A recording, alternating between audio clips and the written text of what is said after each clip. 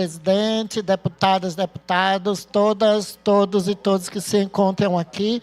Sobre essa questão, deputado Cristiano, o que foi colocado é a importância de reconhecer o erro, de reconhecer que colocar em áreas que precisam de profissionais técnicos em detrimento de cargos de comissões é errado e acaba contribuindo para que servidores que não tenham capacidade técnica de poder liberar, né, essas licenças ambientais e também de poder fazer um serviço que esteja à altura, né, desse órgão tão importante para o nosso Estado. Então, o governo precisa reconhecer e que os órgãos são independentes. Os governos, os prefeitos, governador, presidente, não podem interferir em investigação, não. Isso é algo que já é acordado, que já é algo que não deve ocorrer, né? A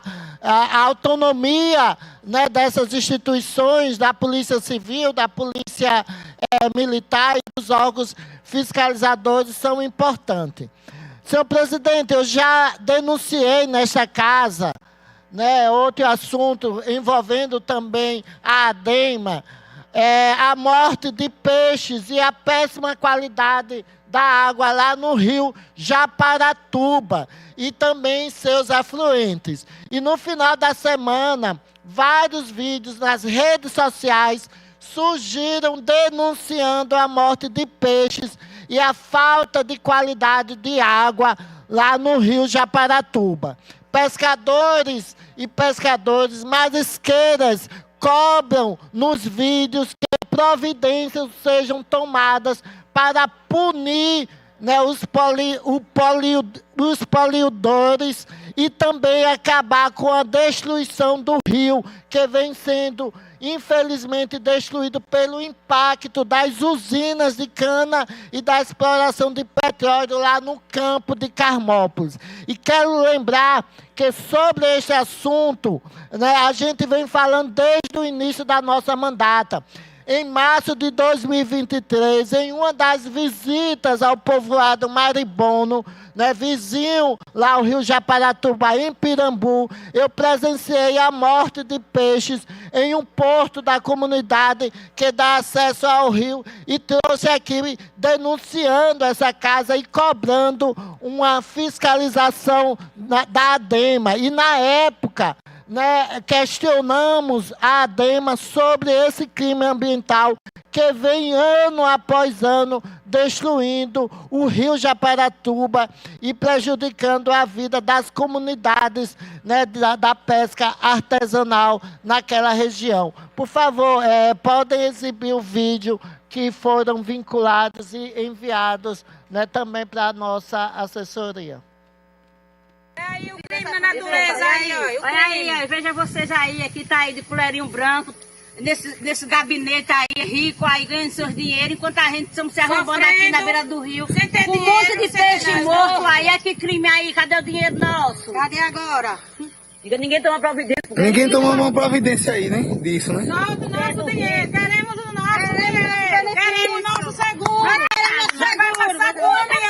Vai passar fome, o pescador não tem que sofrer. Bora, olha aí o peixe morto, o peixe tá morto aí, cadê o seguro do povo? Cadê o seguro? Toneladas de peixe, olha. Toneladas Em todos os lugares que você for, tem. Olha. Gente, é muito triste essa situação. Tonelada. Isso não se faz com os pescadores. Olha aí, Isso é resultado de falta de fiscalização da própria ADEMA. Japaratuba. Eu não estou mais na foz, não. Eu estou aqui, a foz está lá embaixo. Outro vídeo. Mas veja só a desgraça que está tendo. É os peixes aqui aí na beira do rio. Japaratuba, do lado do quilômetro total da Barra. Olha só. É muito mesmo. Não tem nem sequer como a gente dizer quantas toneladas de peixe já desceu e hoje ainda continua descendo. É muito peixe morrendo como você vê aqui, não é negócio de dizer que eu estou falando mentira. É aqui, aí. Ali, aí, fica com o DEP, o desembarque pesqueiro aqui, e aqui, aí, peixe. Para onde você vê, é peixe. Tudo peixe morto. Dentro do rio Japaratuba. Senhor presidente, na época, em 2023, quando começamos a receber essas denúncias, eu me reuni, na época, com a senhora Débora Cristina, que era então presidenta da ADEMA, né, que agora ocupa o cargo de secretária estadual do Meio Ambiente e Ações Climáticas. Escutamos dela, ao questionar o que a ADEMA estava fazendo sobre as denúncias de destruição do rio Japaratuba, né, pelos produtos jogados no rio pelas usinas de cana. E que o órgão já tinha apurado a usina que cometeu o crime ambiental e um termo de ajuste de conduta estava sendo negociado com a empresa. E se o TAC foi assinado, de nada serviu, porque a situação voltou a se repetir mais uma vez, e mais uma vez as marisqueiras e pescadores artesanais denunciam esse crime ambiental. Mais uma vez também eu questiono a ADEMA o que tem sido feito para evitar esse crime ambiental, punir os responsáveis e indenizar as comunidades de pesca artesanal prejudicadas. Isso aqui, deputados e deputadas, é um resultado, né, de um órgão público que é, muitas das vezes, usado somente para satisfazer os interesses, né, dos grandes empresários em detrimento da defesa do meio ambiente e dos direitos, né, da população das comunidades tradicionais. E é preciso que alguma ação seja tomada, que a ADEMA se manifeste e diga o que está fazendo. A população sergipana, as comunidades tradicionais e a natureza precisam de resposta. A ADEMA não pode continuar omissa. Estamos acompanhando essa situação e cobraremos dos órgãos competentes providências sobre o caso. E é preciso frear a violência dos poderosos contra o rio Japaratuba e as comunidades tradicionais que necessitam do rio para as suas atividades e para a sua sobrevivência. Então, isso é um reflexo, né, de um órgão público sucateado, cheio de cargos de comissões, de pessoas que não têm capacidade técnica para fazer os seus trabalhos, nem fiscalizar e nem também liberar, né, licenças ambientais.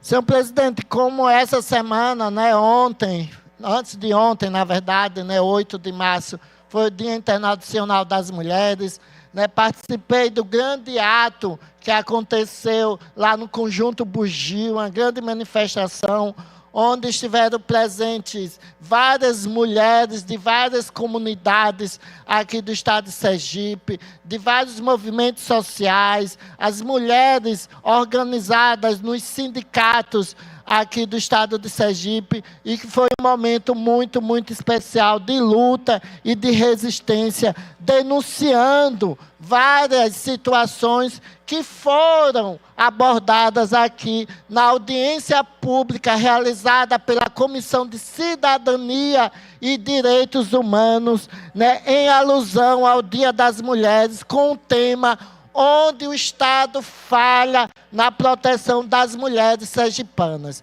E nessa audiência, né, que eu quero até agradecer a presença do deputado Geórgio Passos, mesmo não fazendo parte da comissão, foi lá presencialmente para poder começar a audiência, se não, porque de acordo com o regimento, se não tiver né, 2 participantes, 2 deputados, a audiência não pode ser iniciada. Então, já aproveito para agradecer. Mas nessa audiência, que foi muito importante, tiveram várias falas, discussões, denúncias, né, importantes, como de Cristiane Vieira Dias, né, representante do movimento das marisqueiras, né, aqui de Sergipe, que denunciou a falha do Estado, né, na garantia dos meios de sobrevivência para as mulheres, principalmente as mulheres das comunidades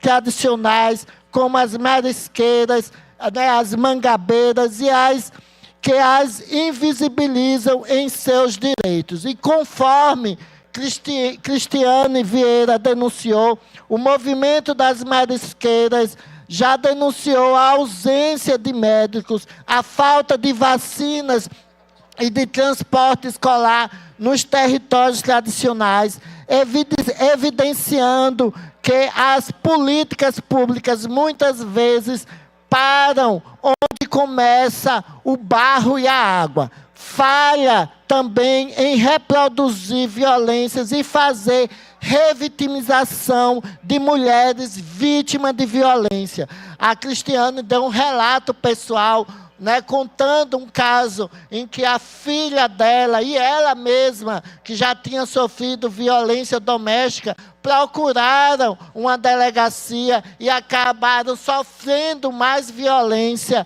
né, quando foi conversar com o delegado.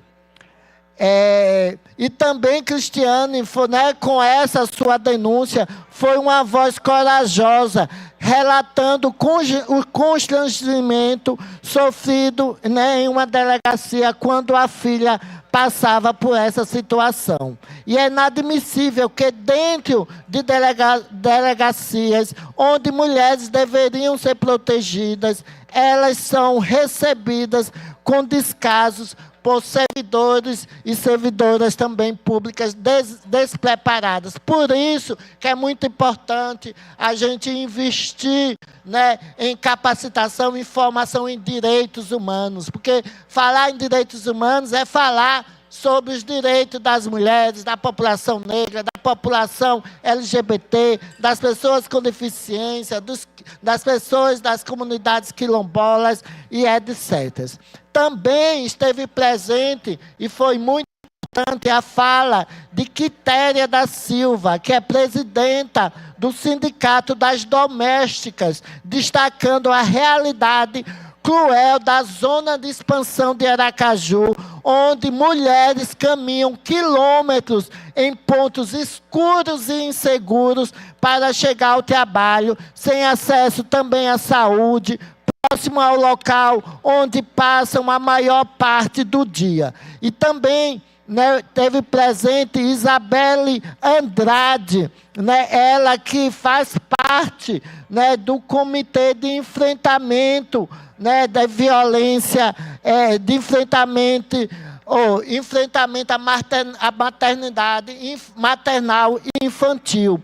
E a Isabelle Andrade chamou, né, de mortes em vida, a dificuldade de acessar direitos sexuais e reprodutivos e dos dados assustadores de meninas entre 10 e 14 anos grávidas aqui em Sergipe. E essa situação, né, deixou muito bem clara a importância da educação, por isso que eu fiz uma fala sobre o nosso projeto, a nossa lei, né, que institui, né, nas escolas públicas do Estado de Sergipe, campanha permanente de combate ao machismo e a valorização do protagonismo das mulheres, justamente para desconstruir essa cultura de ódio contra as mulheres, que infelizmente está, né, crescendo por causa das redes sociais, fazendo com que, né, as atitudes, né, violentas, como aconteceu lá no Rio de Janeiro,